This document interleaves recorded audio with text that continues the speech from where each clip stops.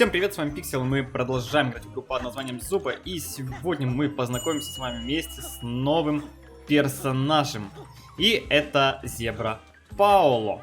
Вот такой вот прекрасный Паоло у нас добавляется в игру, скорее всего обновление уже будет выходить сегодня, если все будет хорошо у разработчиков. Ну а мы сейчас находимся на тестовом сервере, будем это все сейчас тестировать, этого персонажа. Итак, сейчас он находится на максимальной прокачке. Вот такие вот его характеристики. Это скорость 84, урон 9600 и хпшечка 12000. По сравнению с другими, ну давайте сравним быстренько, буквально. Сравним его с Никсом, да. Никс, хп 12, урон 10 и скорость 92. Почти то же самое, что и Никс. То есть, ну, не такой уж и прям он жилистый по хпшечке у нас будет. Итак, переходим к пассивному, активному и первобытному инстинкту. Пассивный навык. Вы, если вкратце, да, чтобы не читать вот это вот, называется он галоп с прыжками. Совмещает он что-то типа ускорения Джейд плюс прыжки скипи через препятствия. Ну, пассивку, да, скипи, которая позволяет прыгать через препятствия. В идеале это будет так работать. Вы сначала бежите на своей обычной скорости, потом начинаете через, там, секунды 3 ускоряться. И когда вы ускоряетесь, вы можете перепрыгивать средние и маленькие препятствия. Если я не ошибаюсь, так оно работает. Это пассивка. Активный навык. Активный навык очень интересный. Тут перевод у него кривой. Ну, давайте его прочитаем. Паоло начинает пинать противников, нанося им урон и отбрасывая их, а затем уносится галопом. Если вкратце, как он работает? Вы стоите к противнику спиной. 3 раза говорю спина, потому что, чтобы вы запомнили. И тогда он бьет копытами за спины своей, да, и наносит противникам в определенном таком коническом радиусе урон. Мы это все сегодня посмотрим. Перезарядка достаточно быстрая, 4 секунды, урон 110 и радиус 4,5, как видите, да, радиус небольшой, поэтому запоминаем. Ну и урон тоже небольшой, поэтому это чисто, знаете, такое штука, чтобы убежать. Что дает первобытный инстинкт? Первобытный инстинкт добавляет к этому активному навыку оглушение. Вот и все.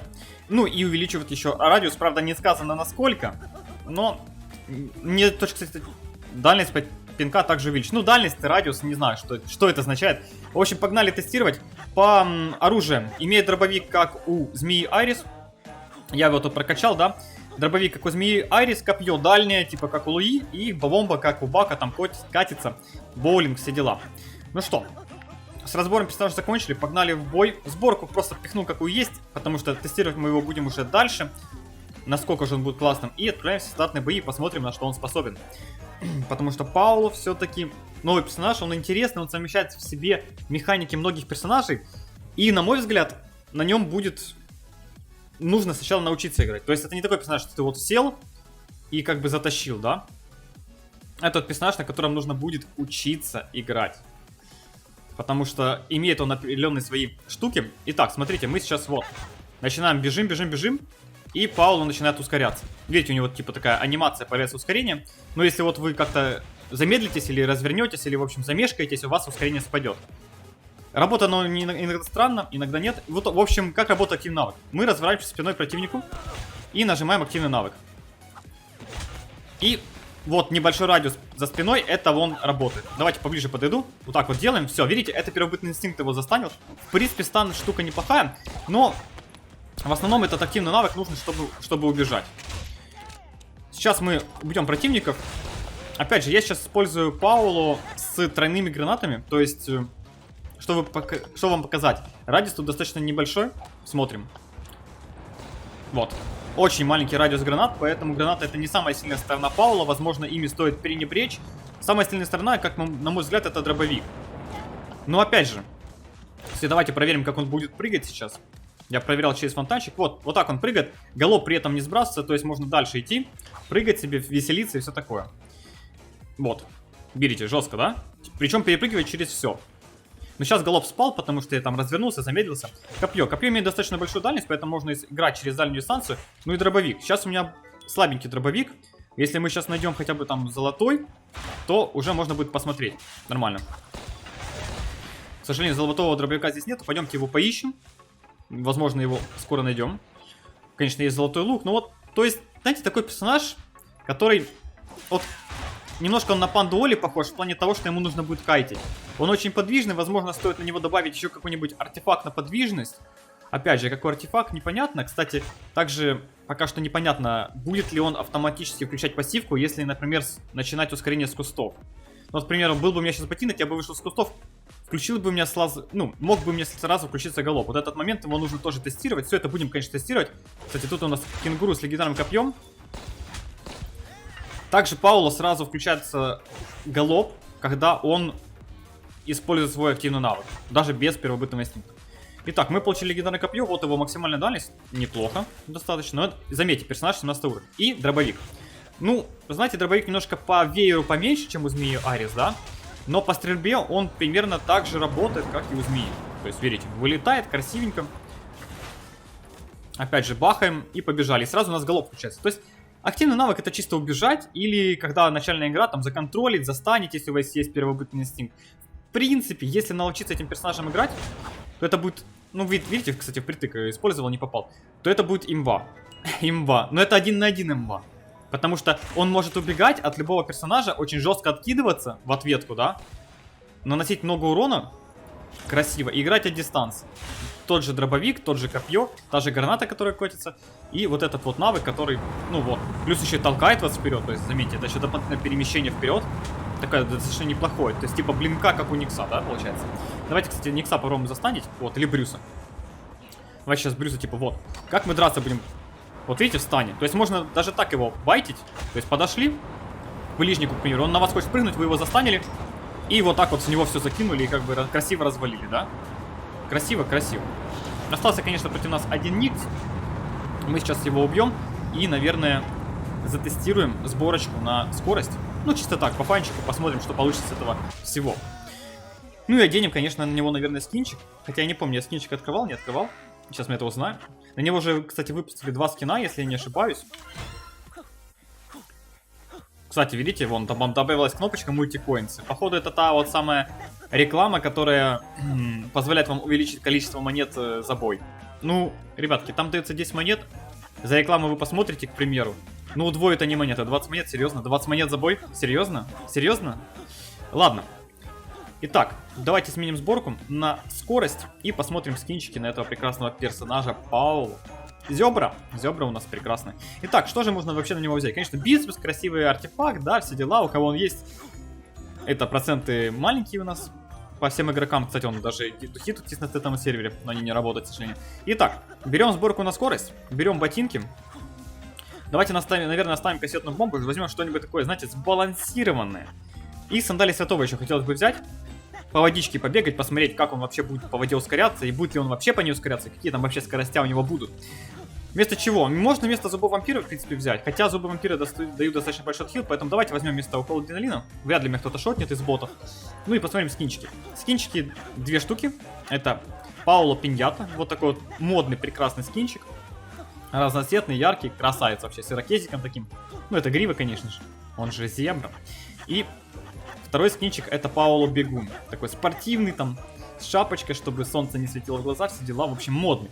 Модный, ну блин, вот тут они, конечно, вот могли бы в игру сделать прям такую же модельку, как здесь, было бы классно. Как вот, знаете, как скинчик вот этот нарисовали, да, вот, на картинке. Могли бы вот такую же модельку в игру сделать, и это бы было офигенно. Ну, посмотрите на этого личика, ну какой же он офигенный. А в игре он как-то помилее больше смотрится, не так вызывающе. Такие дела. Ладно, давайте скинчик тогда оденем и отправимся в бой. Сборкой на скорость, посмотрим, на что этот мустанг способен. Правильно? Правильно. Сложный бой у нас уже. Будет сейчас весело, потому что противников будет невероятно много. Но опять же, это боты. С ними как-нибудь можно попроще. Погнали сразу к легендарному боту. Попробуем дойти. Хотя чувствую, это не получится. Ну давайте попробуем. Кстати, тут боты, самое интересное, они тоже перемещаются за легендарным ботом. Видите? Брюс пошел, Бак пошел, Кенгуру пошел. Это не совпадение. То есть, когда вы в бою видите, что кто-то перемещается к легендарному боту, это не означает, что это игрок. Это, возможно, даже бот. Кстати, Брюс... О, видите, ускорение сработало. Пока что не получится, наверное, потестить сборку на скорость. Хотя можно было, в принципе, перепрыгнуть. Давайте побахаем просто сейчас в этого прекрасного нашего друга. О, да, как же кайфово с этим дробовиком играть. Такой огромный веер, который позволяет вам дамажить не только одного противника, но сразу и несколько. Смотрите на этот урон, кайф, да? Реально кайф. Так, ну что, убиваем мы противника. Брюс, как настоящий герой, сразу бежит забирать легендарный дробовик. Смотрите, залагал. Посмотрите на этот прикол. Офигеть, офигеть. Давайте попробуем включить галоп. А, все, включился, перелагал. Итак, вот легендарный дробовика. Вот такой вот радиус. Как вам? Классно, да? И давайте пойдем теперь затестим его скорость на воде и скорость от кустов. Посмотрим все эти штуки. Посмотрим, насколько он будет подвижный. И стоит ли вообще на нем это брать. Кстати, слышно, как он стучит своими копытами. Надеюсь, вам это будет тоже слышно. Итак, пошел у нас Пауло. Не, ну шустренький, шустренький. А давайте теперь ускоримся от этого. О, да, вот это скорость. Скорость и мощь. Прекрасно, я считаю, получается. Ну, посмотрите на эту скорость, а? Офигенно. Офигенно, то есть, в принципе, использовать такую сборку, это будет неплохим вариантом, особенно вот в этой части, да, то есть здесь можно использовать, потому что вы можете бегать вокруг противника с галопом, с ускорением от ботинков, с ускорением от ботинка. Ну, от сандалий этого от ботинка. Вот, включился галоп сейчас. Ну, вот такая вот скорость, ну, как-то... Мне кажется, она перестает скалироваться уже дальше, увеличиваться. Хотя, по мне, как по мне, оно до сих пор должно работать. Ну, давайте просто побиваем противников, посмотрим, на что способен Пауло. Ну вот, блин, это реально персонаж чисто вот играть от мансов. То есть вы никогда не должны сближаться в ближний бой с этим персонажем. Точнее, этим персонажем, сближаться в ближний бой. Ваша задача это постоянно держать дистанцию. Если противник вам быкует, подходит слишком близко, вы делаете красивый удар копытом. И все. Давайте, кстати, попробуем сейчас в бочке разогнаться. Сработал разгон. Давайте попробуем перепрыгнуть бочкой. Не перепрыгивает. Ну и ладно. Как бы это было очевидно, но затестить тоже хотелось. Ну, посмотрите на этот дробовик. Ну, это ж кайф просто. Вы просто носитесь как сумасшедшие и все убиваете. С дробовика вот таким вот веером, с такой вот прекрасной дальностью. Это просто невероятно и прекрасно. Вот так вот, смотрите. Блин, кстати, я сейчас не успел развернуться. Ну, анимация там не прошла, как я понял. Ну, блин, ну, это персонаж имба, как по мне. Очередная, да? На скобочках вообще нет. Это персонаж достаточно такой стабильный, интересный. Мы будем, конечно же, тестировать этот весь геймплей, когда он выйдет на основных серверах, я надеюсь. Потому что персонаж включает в себя очень много особенностей. И самое важное, это как он будет играться на... Ну, 12-14 уровне против реально жестких ребят в командных боях. Потому что, как вы знаете, сейчас у нас система такая, что изи рейтинг поднимать только в командных боях. Как прекрасно. Как прекрасно. Мне решила показать эту прекрасную картинку. Давайте вернемся. Мне предложили скачать Зубу, но я уже был в Зубе, да. Неожиданно. Ладно, ребятки, на этом закончим. Вот такой вот прекрасный Пауло. Возможно, успеется потестировать его еще до выхода патча. В каком-нибудь из следующих видео. Но мы уже будем смотреть, как он будет в реальности играться.